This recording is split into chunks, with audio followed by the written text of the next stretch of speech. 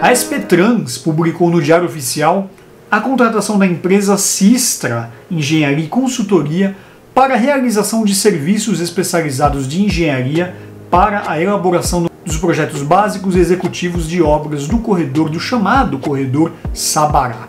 De acordo com o comunicado da SP Trans, a empresa que gerencia o transporte por ônibus na capital paulista, a via exclusiva deve ser construída na Avenida Nossa Senhora do Sabará e ela fará parte do eixo chamado Corredor Norte-Sul, que é formado pelas avenidas 23 de Maio, avenidas a Rubem Berta, Moreira Guimarães e a Washington Luiz. Obviamente, esse eixo que forma o Corredor Norte-Sul, ele não tem corredor de ônibus e sim faixa de ônibus à direita.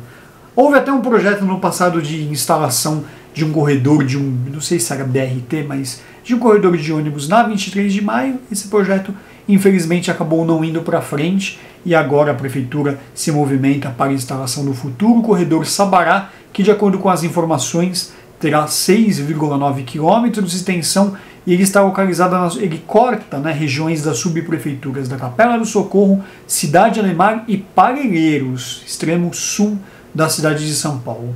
O valor, o orçamento do projeto básico, do projeto executivo da obra, no total de quase 4 milhões e 300 mil reais.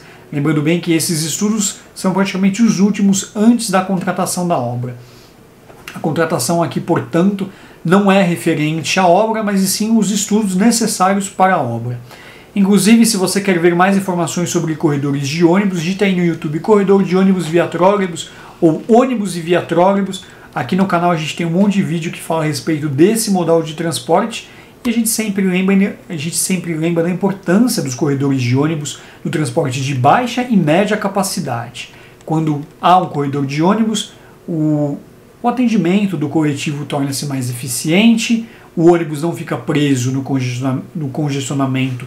Quando esse corredor de ônibus não tem gargalo, obviamente é importante a introdução de corredores de vias exclusivas para os coletivos, mas é importante que todo o sistema de transporte por onde passa esse corredor seja feito de forma a privilegiar o transporte coletivo.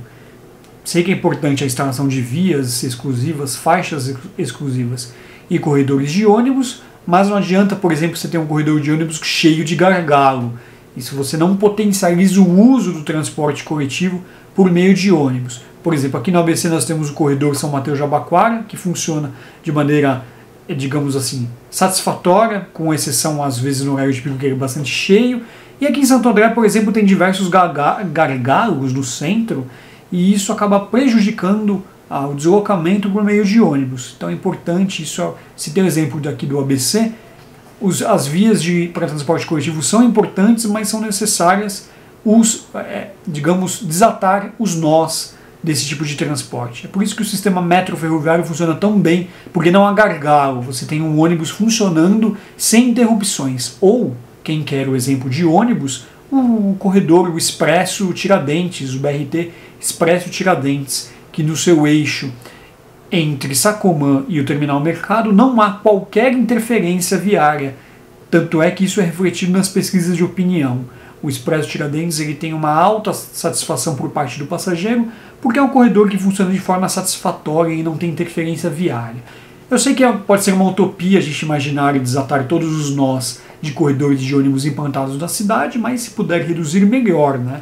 Como, por exemplo, a programação semafórica que seja inteligente, que beneficie o deslocamento do ônibus. Nem preciso dizer que um ônibus em um espaço menor leva muito mais gente que carros enfileirados nas ruas. Enfim, de qualquer forma, então a Prefeitura de São Paulo se movimentando para instalar esse corredor, o Corredor Sabará, e a gente segue aqui no Via Trólebus acompanhando esses projetos de mobilidade urbana a bem do passageiro. A gente espera de fato que esses projetos saiam do papel e surjam muito mais corredores na cidade de São Paulo e no ABC.